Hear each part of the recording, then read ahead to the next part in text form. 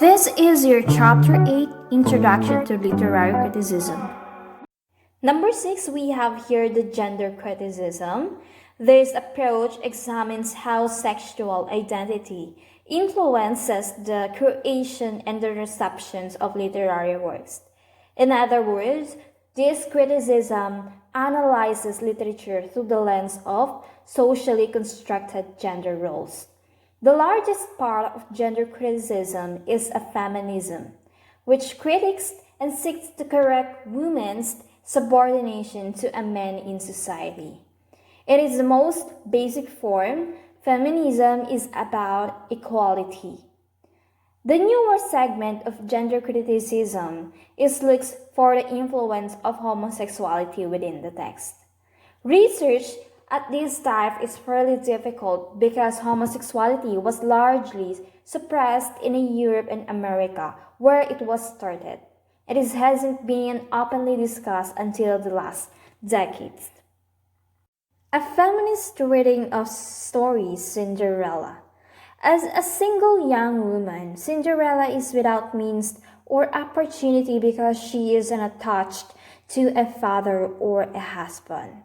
It is only through the magic of a fairy godmother that she could be made presentable and meet the prince, and he is the only means of her escaping her plight. So what are those skills that she has? She is beautiful, she can sing well, and she is kind. And those are highlighted as the desirable qualities in a woman. Hence, her ugly and talented stepsisters who are portrayed as undesirable. But in his stories, or in this story, it is also signified that Cinderella is nothing without a prince, and it shows as a gender biased. Number 7, we have here the Marxist criticism. This views literary works as reflections of social institutions from which they originated. It was based its approach largely on the work of Karl Marx during 1880 to 1883, a German political philosopher. It investigates assumptions and values associated with culture, race, and class. For example, are the rich always good or bad? What are the poor always are the poor always good or bad?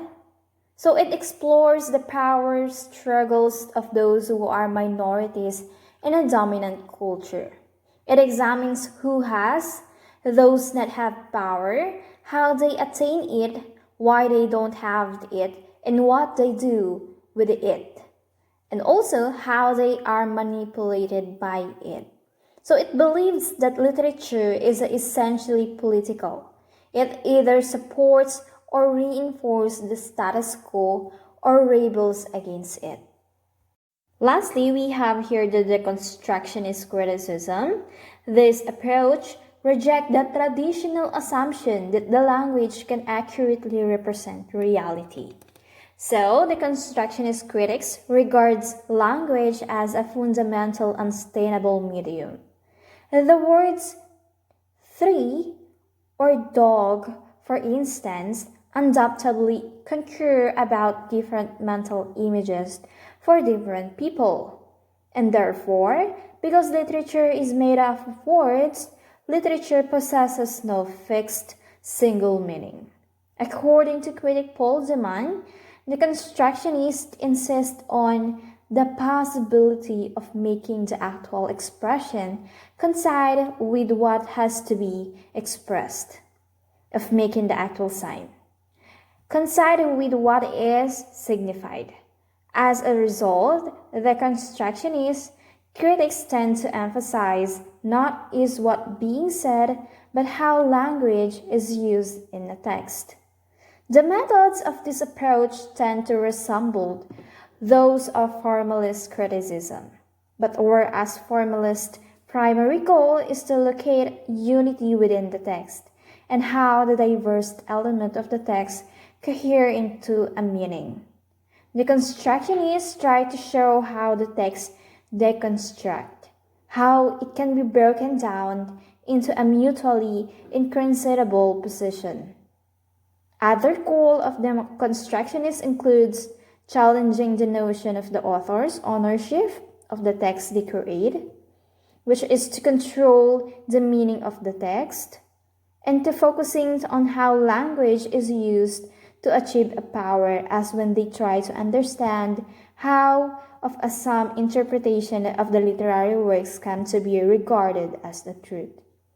In other words, the constructionists argued that since there is no single meaning of the words, there can be no meaning as a text.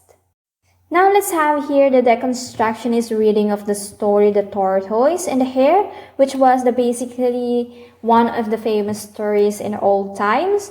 So the homophone of the hare, which was the animals, and the word hare could make a fable incomprehend without a picture. So it could be possible for them to distinguish without a picture or a broader meaning.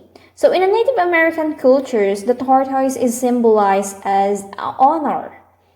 So an Indians would interpret the race as a context of honor and a fair place instead of endurance. So as you can see, they have their own interpretation. Hence, without a picture, it would be very hard for some to understand the word.